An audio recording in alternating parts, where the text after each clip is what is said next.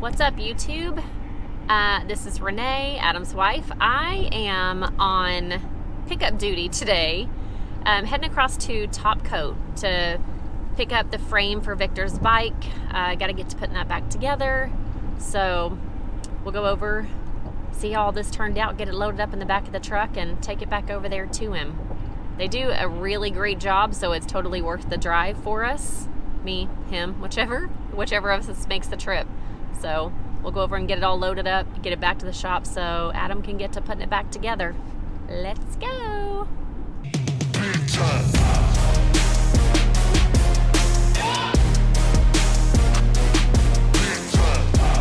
Sorry, bro, but this show's about me. Getting up here to where all the good stuff happens. Pulling up to Top Coat. Let's see what they've got for us today.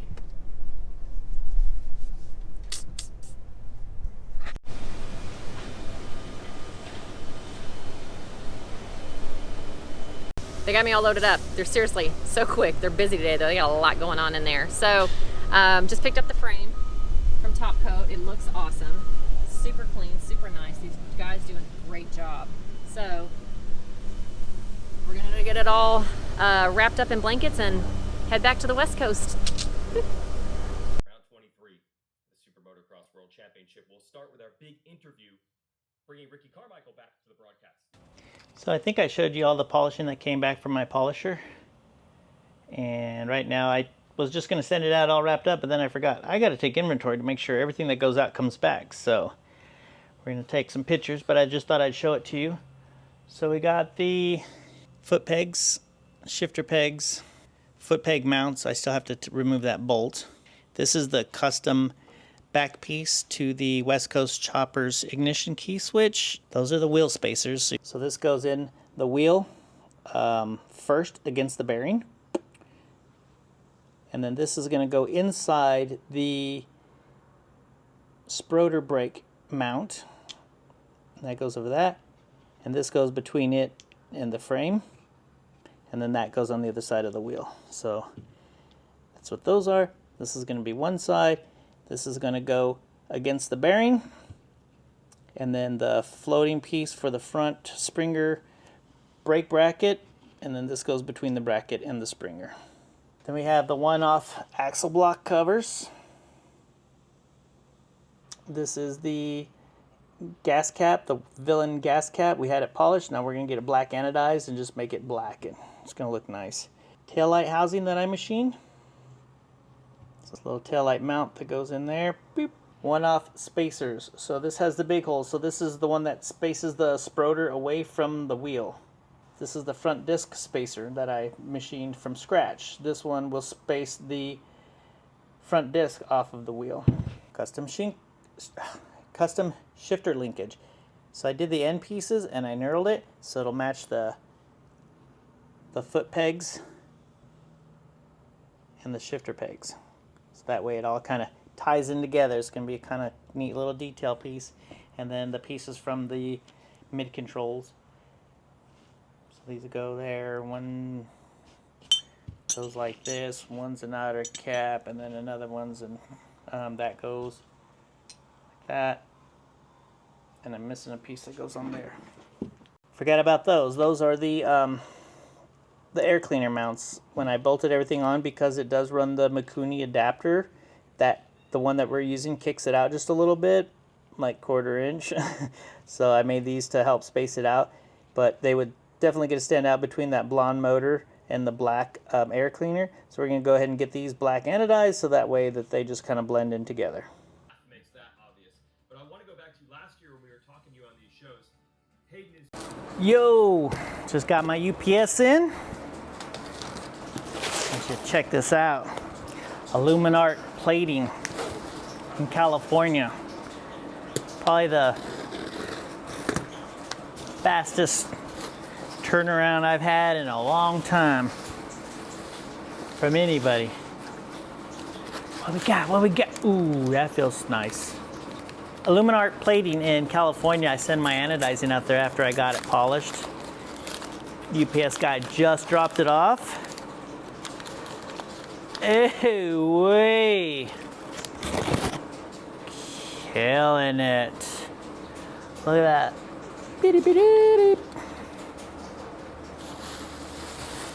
I got a whole thing of goodies. Let's, ooh, tail light. I can tell this is the tail light. Machined in. Oh. Kidding me right now? Look at that bad boy. Handmade in the Garley's garage. Like handmade. By hand. Wiggle, wiggle, wiggle, wiggle, wiggle, wiggle, wiggle. Etch a sketch machining.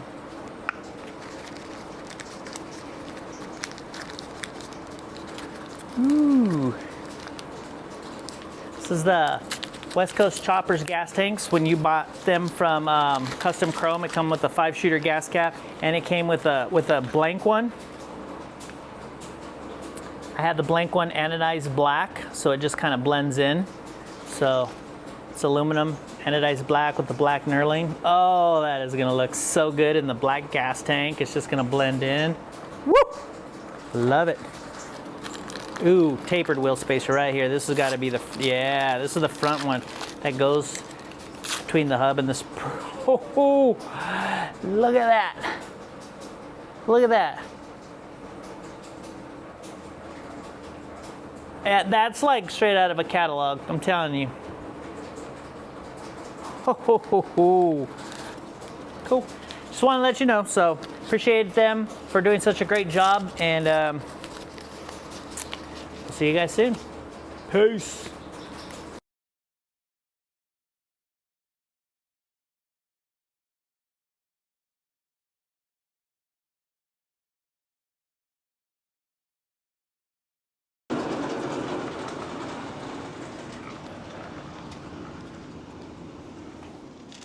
What'd you bring me?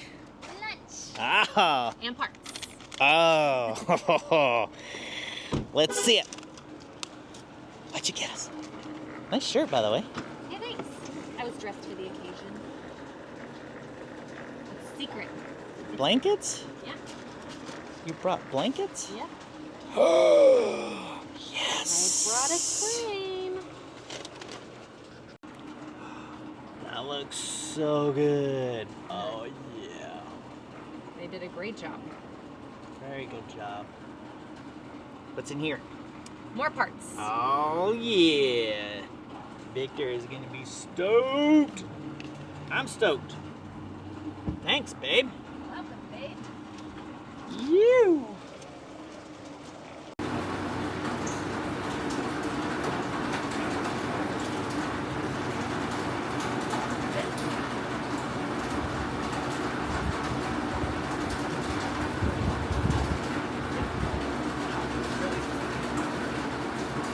This is a Redneck Engineering Springer that is manufactured by 3-2 Shoppers. They own Redneck Engineering Springers now. So I have to talk about installing the front end on this chopper. When I did mock-up, I put the front end together and it kind of like bound up. And I was just like, well, I don't know what's going on. Let's just move forward so we can get it all done. Well, when you mock it up, it's on a build stand, it's just going straight. I only turned the bars a couple times to make sure cable lengths and stuff like that was on point, and took it apart, got the frame back from powder coat, started to put it together, and having trouble with the front end.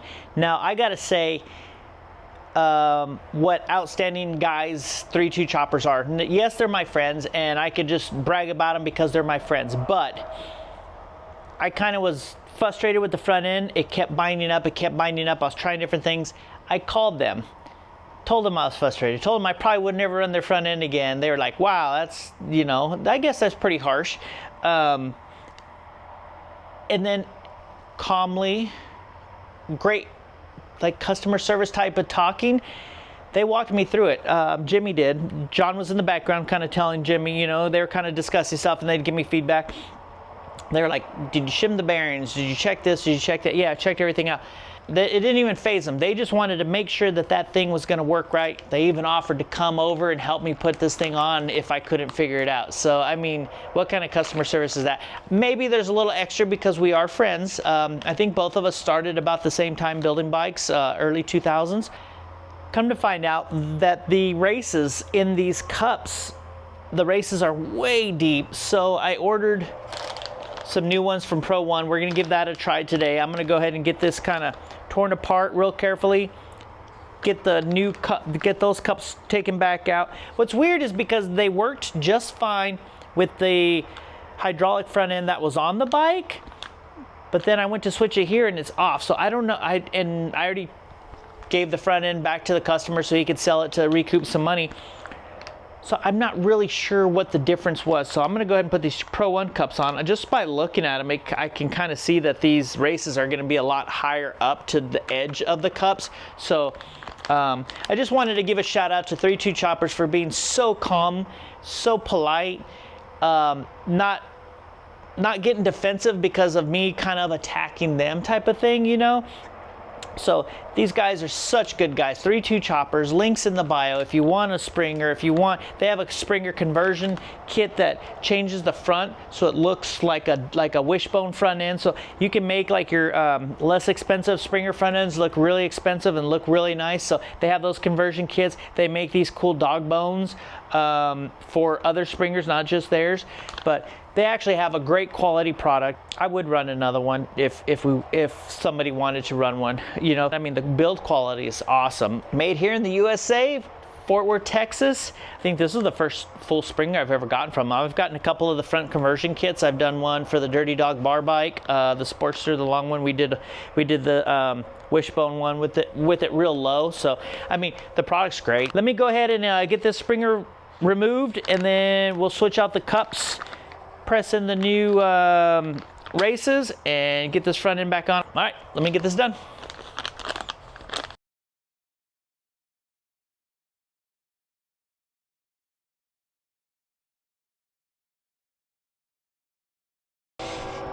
So I got the cups installed, I got the races installed. I can see a huge difference between the last cups and the new cups. Like the bearing races sit way down low. So I don't know if, and they're stepped. I've never seen a set of stepped cups before. So I don't know if these are custom made, that previous owner, when they built the bike originally, if that's what they did, had custom ones made or what, but these look completely different. So gonna go ahead and swap out the hardware. I'm gonna go ahead and make sure everything is from the complete kit. I don't want a piece from here and a piece from there.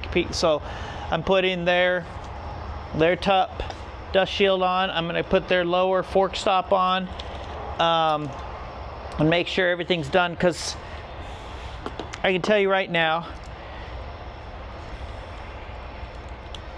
from the top edge of the cup to the top of the race,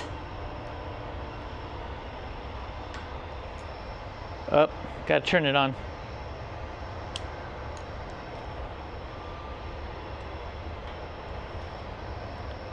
Hundred thousands.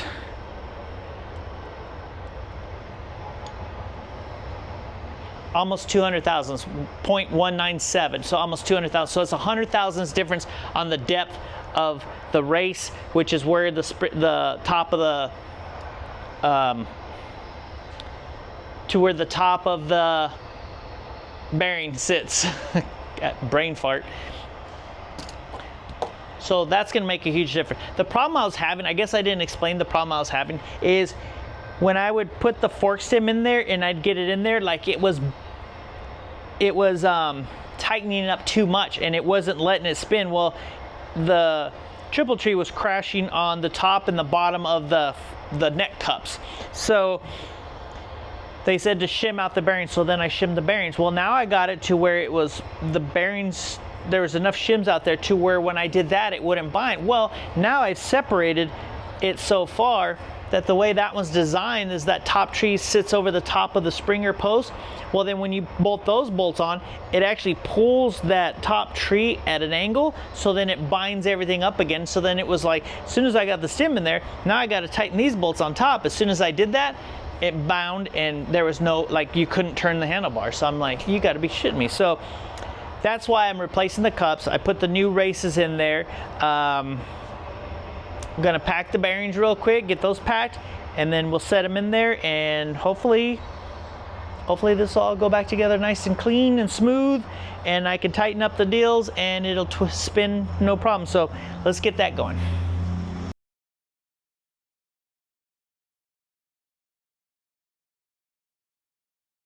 So I got the new cups in there, and I got the bottom tightened up somewhat, and then the tops I've tightened up somewhat.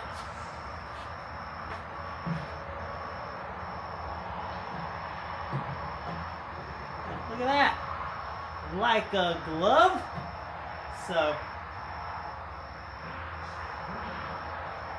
sometimes it's nice to have friends to kind of walk things through. Like I said, I've never shimmed a front end before, and so they told me, oh, you're gonna have to shim it. I was like, that's just kind of weird, but there's no shims on here. So with the proper cups and installing it proper, now it works like a charm. So thank you 32 Choppers, and let's move on from here. Time to start getting this thing going. I'm gonna go grab the front wheel spacers, and we'll get the front wheel on it. We'll push it back so we can set it up and get it kind of leveled out.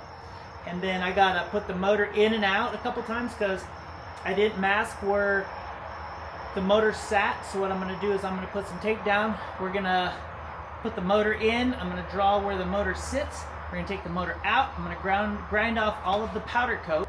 I'm going to grind off all the powder coat. That way we get a good ground on the motor, because that's where you're going to get a lot of your grounding for the motor, for the electronics and all of that stuff. So you definitely don't want to set your motor on a powder coated frame. You want it raw steel. Similar to this on this bike here. As you can see here, this one has the motor and the transmission so that they mount directly to metal on the frame. So let me go ahead and, like I said, get the front wheel on with the wheel spacers and the front brake caliper and stuff like that. That way I can get the bike to sit level and get it chalked up, and that way it's not moving around or anything like that. So, all right, here we go. All right, time to put this front wheel together. Here's my front disc spacer that I made in-house. I machined it from a piece of aluminum. I machined this to space it out. The reason being is this narrow glide, the spokes are pretty much straight up and down. They're not at an angle like a wide glide. They're pretty straight up and down. So the caliper hits the spokes. So I have to shim that out a little bit, and then you have to do all your wheel spacing to make all of that work. So got that. I had it polished out, and then I had it black anodized, so that way when you're looking from the side you really don't see it. Got the front disc here. Now it does look a little, is this the right one? Oh yeah, huh. Tight tolerance, so it didn't move, so I thought maybe I had the wrong one, but nope. So let me line that back up. Now this is a Springer. Springers always have the brake on the opposite side of most front ends. Why? I don't know. That's something I should look into, but they do. So this one's actually spinning this way, which is going to be on the right hand side of the bike, so that's why we got a right side disc. Now when putting on the hardware for the disc, I never use red Loctite. The reason being is most discs have button head screws. This bike, I'm putting it back together with pretty much all stainless 12-point hardware. So you actually have something that has some bite. So when it comes time to get it off with the red Loctite, sometimes it's hard to get off. Did I just say that? It's hard to remove. So what I do, oh, I thought I scratched it, but it's just oil. So to get it off, I did it again. To get it off, oh, get it off. So it's a lot easier to remove these with a 12-point socket than it is a Allen head socket type piece. So that's why I'm gonna go ahead and put some red Loctite on. Usually I'll just use blue, but I don't want this one coming off at all or anything like that. So, and I know I can get the bolts off, so I can remove the bolts. So I just put just a dabble do. Yabba dabba do. Now these ones didn't fit very well in this one. I think you can buy the hardware from them, but theirs is chrome plated and I wanted stainless. So when I bought it, I ended up having to machine the heads down because they usually have like a nice little taper. So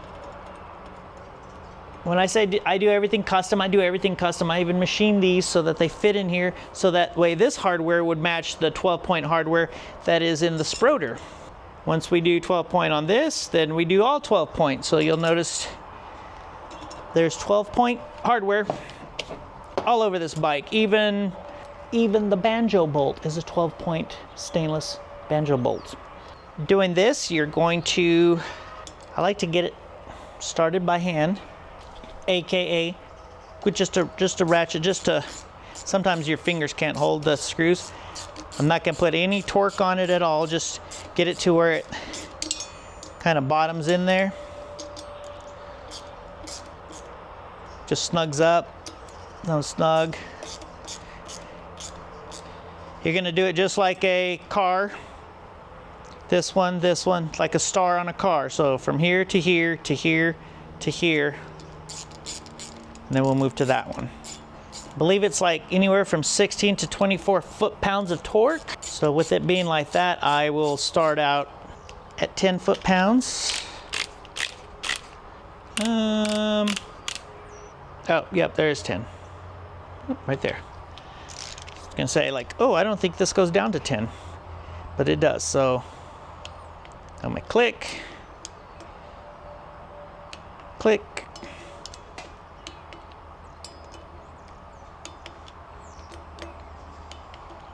Now we'll go to 15, 10, 11, 12, 13, 14, 15.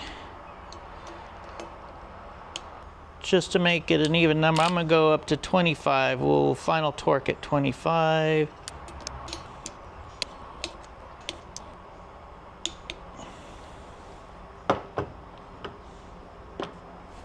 And just like that, we got the wheel back together. All right, being a solo builder, sometimes you gotta makeshift stuff. So I have my scissor jack in the front, and I have a block of wood, and they're all covered, so I don't mess up this freshly powder coated frame.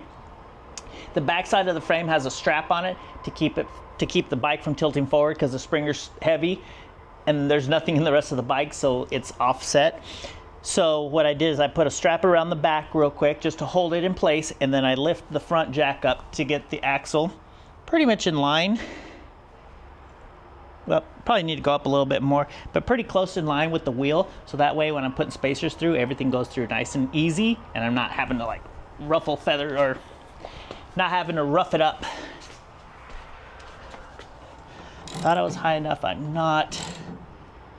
That should be better there. Oh, so with spacing this out, I had to make all my own wheel spacers, so machined this one as well in-house. Had Funky Town Shine polish it, and then I sent it to California and had it anodized at AnoArt. So we got our brackets here. This goes in here, like so. I'm missing one other spacer. Look at these, all handmade in-house. Look at how sick that looks. God, that looks wet. And then this is the other one for the outside on this side. So I'll set this one over here, set this one, whoa. Goes between here, boop, like that. Still seems like it's a little low. Yeah, we're low on this side, so let me jack it up just a little bit.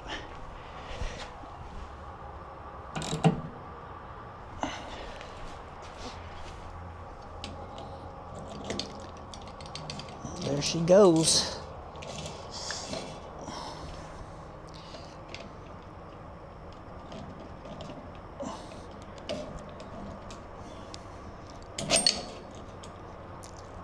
Got my finger stuck. And just like that, got the axle in. I lift it up and spin it to show you, but there's no weight back there, and I don't want to jack it up too high and have it fall or anything like that. So once we get a motor or something in there, I'll spin it for you guys to see. But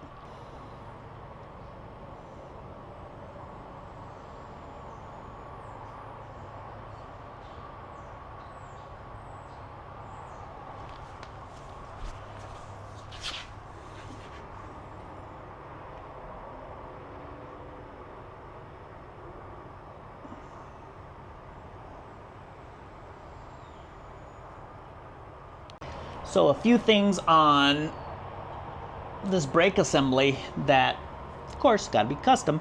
So I made a custom rod. I made it to the exact length, so I used a piece of all thread to find out where I wanted everything at. Then I took that measurement and then I made a aluminum spacer and I tapped it so that way it's all one solid block looking, and then I had it polished. And then to keep it from being at a weird angle, I machined this little guy. And I had it polished, and I put that little rounded end on it, and what that is if it has to articulate in any way, it can without going into a bind. So see how it can go like that? Just a minor articulation. The more taper you have on it and the bigger and the further out that is, the more articulation it'll have. But it's pretty much gonna sit straight. It just looks cool like that. Also, my hardware, guys, just to make it look trick because it's the right length. So you put the bolt in and then look, 12-point nut. So I know everybody's got 12-point bolts, but do you got 12-point nuts? Yeah, buddy. Right here at the Garley's Garage we do, yeah. So, anyways. Now the one downfall. Just putting this 12-pointer on because I should have put it on the leg, and I thought about it when I first installed this during mock-up stage, and I forgot about it during final assembly stage. But this should have gone on first and just dangled while I put the wheel on, because now the tire between here and the tire is kind of tight. So, but I got a crow's foot and it'll get in there and get it tightened, and we shouldn't have any problems. So on the brake hanger, I will be using some red Loctite, just a dab, just because you don't want that coming loose and wearing into the side of the tire. I'm sure you'd see the smoke going down the road in your face and you'd smell it if it was happening, but just in case.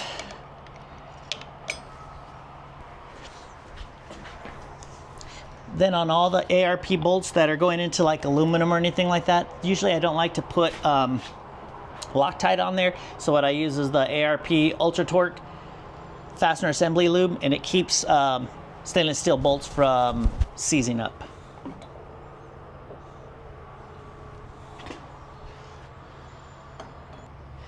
And it looks just like, basically like anodizing, but it's got a different property to it, I guess. I don't know how to explain it all technical, but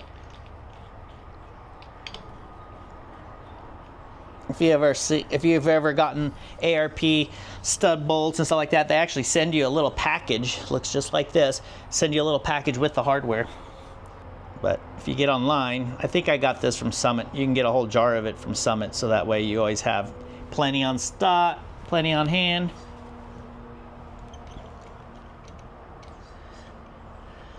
So this one will go in this way here. This is going to screw in and tighten down. But while I got it extra length, so that way while I'm screwing it through the front one,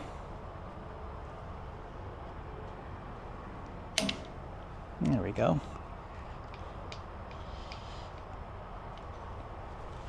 Let me grab a ratchet.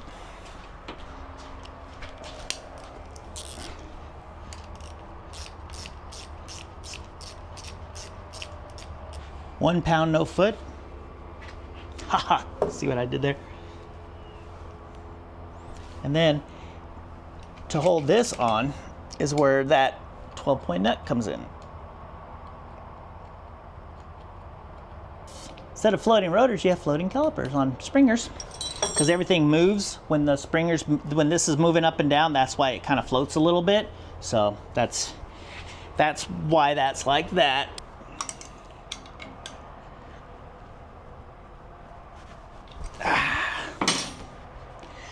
There you have it. Brake calipers all snugged up. I don't think I got this one. Nope, I didn't. There we go. Hog Halter's front brake rotor. Got the, it's like 120 spoke black bike wheels, black nipples, black rim, black hub with the polished stainless spokes. It looks really sweet. I like how everything flows really well. Yeah, so I'm kind of like anal about stuff. Yeah, I said anal. This might look like it's kind of tilting a little bit, but that's only because I wanted these three to kind of be sitting in the same angle. Once it gets a little bit of load on it, this will load back. Like I said, there's no weight on the bike, so it's kind of sitting a little different. But that's why I had that like that. This bar is gonna sit like this. Check out this brake mod I did, just because the anal factor. So what seemed for a second or two for you was like 20 minutes for me walking around looking for this cool little spacer thing that I made. Anyways, so what I made is, what I was having a problem with is when you put the brake line on, if I did a flat one, it was running into here. So then if I did the flat one, I had to move it all the way over there. So then the brake line was running into the spokes. And then if I did a 90 degree, then it was going to have it sitting up kind of like that. And I didn't like the way that looked. So what I did is I machined me out of stainless a spacer. And I'm using a double banjo, which is twice as long. So this is what you use when you double stack banjo bolts. So I did that. It's not 12 point. I'll have that fixed before this bike's rolling. You watch. But anyways, so you put a washer on, banjo washer on, then you're gonna put the spacer on that's gonna take up that space, right? No.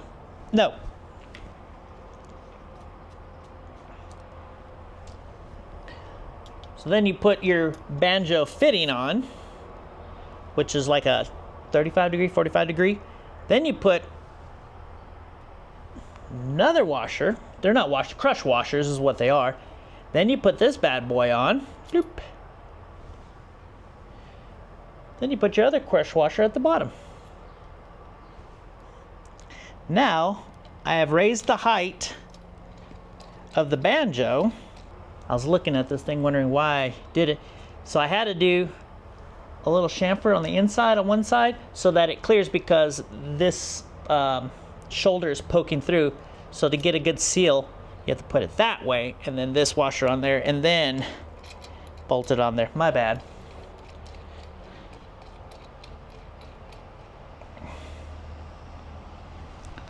Sits right over the top of that.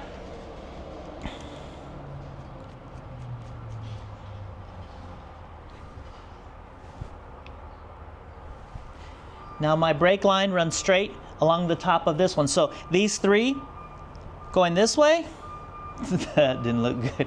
And these two going this way. So 3 in the pink, 1 in the stink. We got it. So one thing I hate is droopy cables. Drives me nuts. That was, I think, one of the things about Orange County choppers that I hated, is they had, you know, their theme bikes and whatever. Some were cool, some were overdone and whatnot. Not that they weren't real, but they were not practical, let's put it that way. So what I hate droopy cables. I like cables to be ran a certain way so it looks clean and stuff like that. But so how do you do that without having those big old ugly clamps like you see them on some of these Viklas with the handlebars and they got the cables? I would rather have the cables done right and just dangling than with those big ass ugly clamps. So the fine folks at Joker Machine brought their G clamps back out. Now these things are bad butt. So what it does is they're cut out, and I think they'll go around like a 1 inch to a 1 1/8 inch tube. So I had to modify some for the back brake line. But yeah, these are sweet. They're billet aluminum. These ones are black anodized. Let me show you how. Get a little bit of Loctite. Let me get one on a screw so that on the Allen wrench. It's a button head, so I don't want to put red Loctite on, but I want some Loctite so that they don't back out and lose them going down the road. They're not very expensive.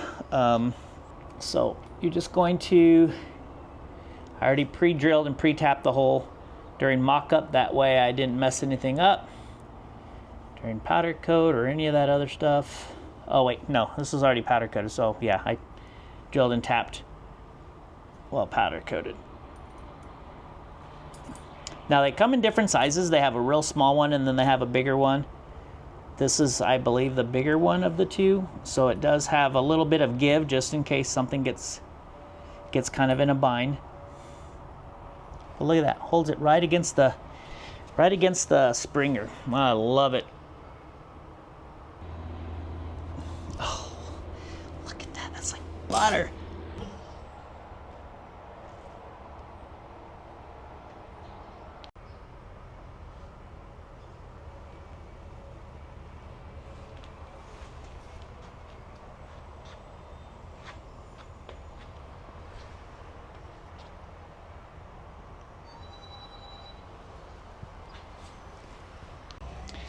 Do you remember the video how to make drag bars from scratch that I did previously? Well, check it out. I got them back from powder coat, top coat, Joe at top coat. Look at how good they came out. Oh, they're so sick, and the knurling is there. So got the Accutronics risers. Gonna go ahead and get everything bolted up. So you gotta leave the risers a little loose so that way you can turn them, especially when they're not connected. And get my knurling kind of centered in there so you don't see any poking out. But I ended up having to make these bars from scratch because I didn't want dimpling on there because we're running PM controls, and the PM controls are a very, very tight tolerance, tight fit, and they would not slide over the dimpling. So what they do is when they dimple the bars, they dimple it so that way you can run your wiring external from the bar. You don't go inside the bar, you go on the outside of the bar. So it gives a little crevice opening so that way when you have the two-piece clamp, the wires go there and the two pieces will go over it and kind of holds it there. Well, it's not what we're doing. This is a choppa. We don't run external wires. Hell, we don't even run wires. There's no hand controls. Everything's getting, all the switches and everything are down low on the bike.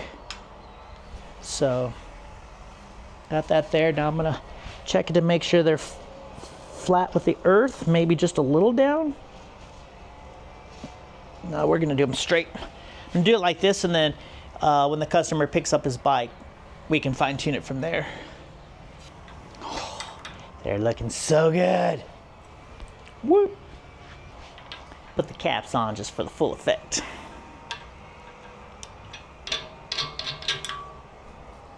Never put Loctite or anything on these. These you just want to get finger tight, because if you Loctite them, you'll never get them off without destroying them. So now I can tighten up the bottoms a little.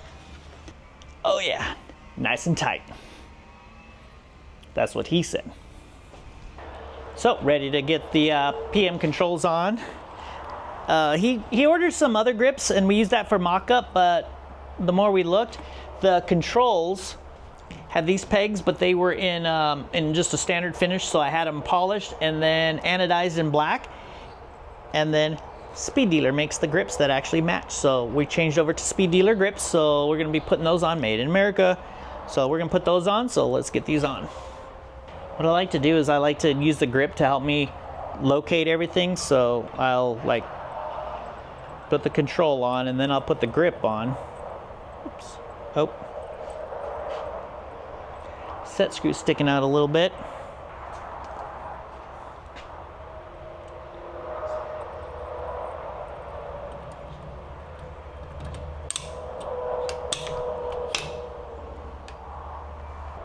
So when I'm lining them up, I like to close this, make sure that the lever is not sticking out past the grip. And I put the reservoir to where it's level with earth until we get in there and we wants to adjust it. So perfect. Looking good. Let me get the grip secured so it doesn't accidentally fall off, or I go to grab the bike and it slips or something. I will go back later and put blue Loctite on these little set screws, but for now I just want to get it in place. Yeah, it looks like there's a little bit of buildup on the very edge, on the very end, for the control to go on. I don't think the grip will go on either. So what I'm going to do is just hit it with the file and knock off this edge, because kind of like paint, it gets built up, and so it needs to be removed so that way everything slides on correctly. So let's get that done.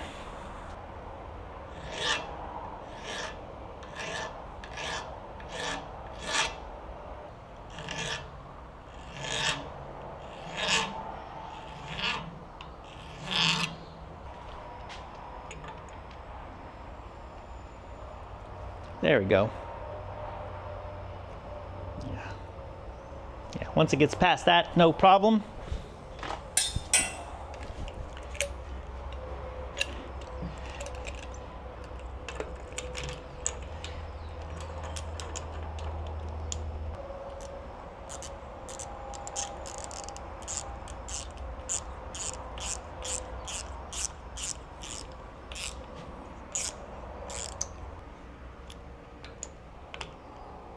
Cool.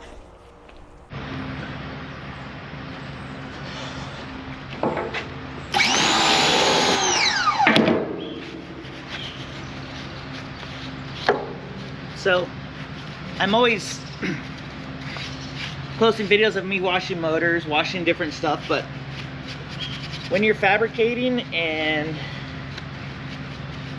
sometimes you get crap all over these bikes, these motors, and then if it's a used bike or a used motor, or like on this one, I'm just rebuilding a bike that's previously been built. There's probably been gasket leaks, oil leaks, stuff like that, and it's hard to get, like right here, down here, this is probably like a inner primary seal leak, or yeah, or the seal inside the motor. If it had a if it had a closed primary prior, and then they put an open primary, and then they forgot to turn the seal around, because you want to turn the seal around to keep the oil in the motor when you do an open primary. So that's just some of the stuff. So sometimes when they leak, you want to get all of that. Look at that. Yeah. Up here in the front of the motor, they usually get real dirty from doing oil changes, and then the oil drips down the front side of the motor. So when you're building a bike from somebody and they're paying you a lot of money, you definitely want to give them a high quality product. Like even this stuff, this isn't on the clock, this is just cuz, you know, I'm not billing them out so many hours for cleaning their bike or whatnot like that. I just want it to look like a brand new bike, even though it isn't. That doesn't hurt.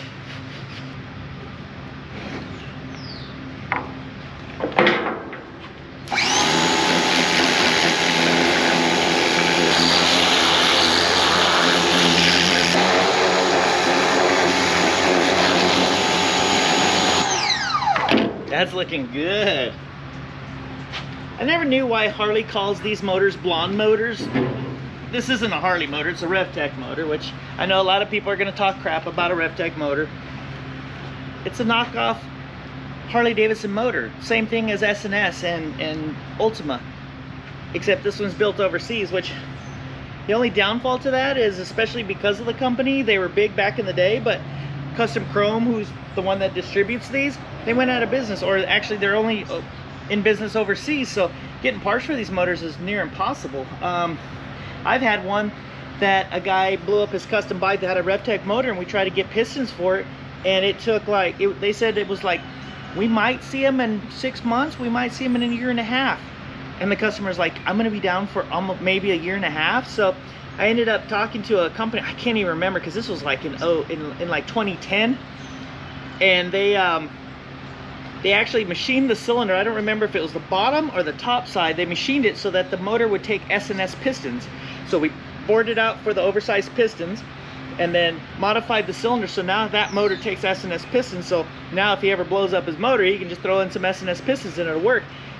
The reason being that you can't just change out pistons between motors is, I think, to keep from getting in trouble, they move the pin location on the pistons, so some of them's higher, some of them's lower. So if you just threw S&S pistons in here, I can't remember if it was one way or the other, but one way would be that the piston would be too high. You put the head on there, as soon as you cranked it over, that piston would slam right into the valves and into the head, and it'd blow up I don't even think it would rotate far enough to start. The other way is it would be so low, your compression would be like 4 to 1, and it probably wouldn't fire because there wouldn't be enough compression. So you got to get it in that right spot. So that's why we sent it off to that one guy and got it done. But other than that, I mean, this motor's no different than an S&S motor, except for the fact that it's made overseas and hard to get.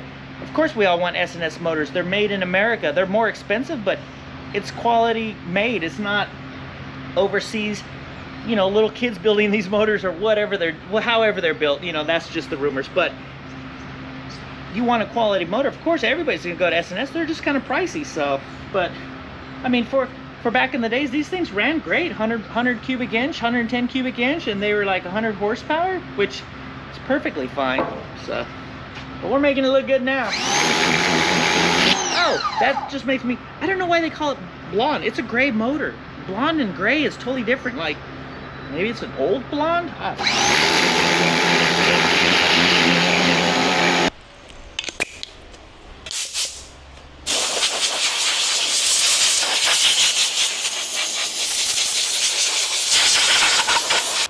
So now the fun part, picking these big ass heavy motors and taking them over to the bike and get ready to install them. God.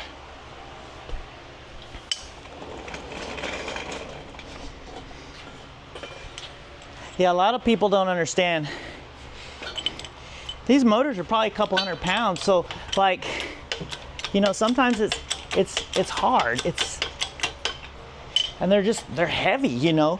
Motors are just heavy, and you break your back on them, and then, you know, trying to manhandle them back into the frame, and it's just one of those things that's just hard. And you know, that's the stuff that people don't like to do. And you know, it's just, I don't know, it's just crazy.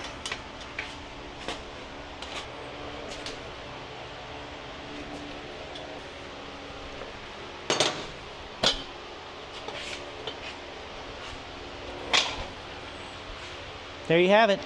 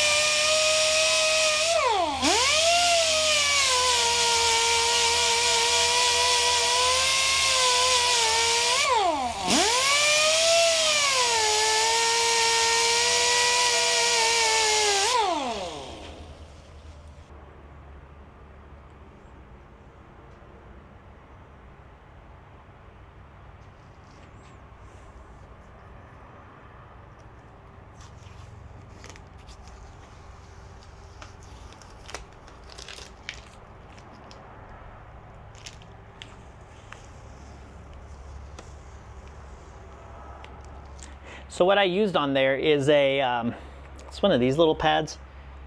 This one, I think I got from Benchmark Abrasives. They're online on Instagram. I can link, I'll put their link down below.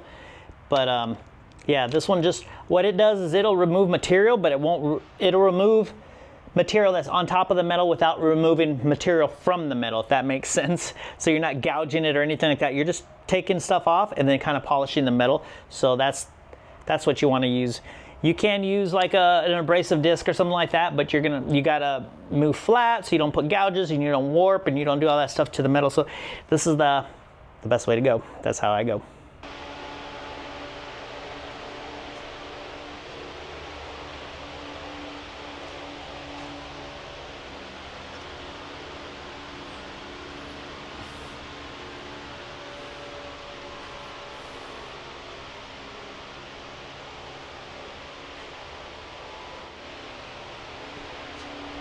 So I was just scrolling through Instagram and I saw Loki just posted the paint and the pinstriping for the chopper, dude, it came out so sick. I can't wait till Gary gets it and throws some clear on it.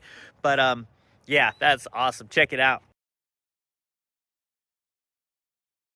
So I hope you enjoyed this video.